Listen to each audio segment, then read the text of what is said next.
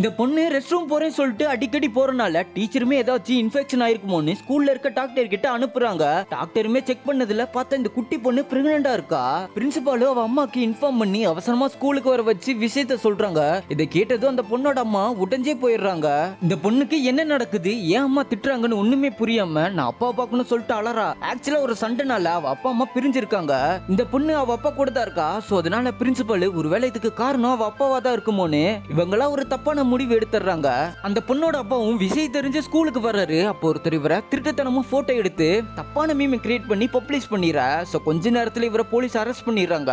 இந்த கேஸை விசாரிக்கிற போலீஸும் இவரை எந்த ஒரு விசாரணை பண்ணாம ரிலீஸ் பண்ணிடுறாரு. இந்த போலீஸ்காரரும் நேரா ஸ்கூலுக்கே போய் பிரின்சிபாலை பார்த்து அந்த பொண்ணோட அப்பா மேல நீங்க எவ்வளவு அசிங்கமான ஒரு பழி போட்டு வச்சிருக்கீங்கன்னு தெரியுமா, நீங்களா பிரின்சிபால் என்ற அந்த ஒர்க்குக்கே தகுதி இல்லைன்னு சொல்லிட்டு திட்டி விட்டுறாரு. சோ விசாரணையில அந்த மீம் கிரியேட் பண்ண அந்த ஸ்டாஃப் தான் அந்த பொண்ணு கிட்ட தப்பானதுக்கான தெரிய வருது. அதுக்கு முன்னாடி அந்த பொண்ணோட அப்பா அவனை கடத்தி டார்ச்சர் பண்ணி கொன்னுறாரு.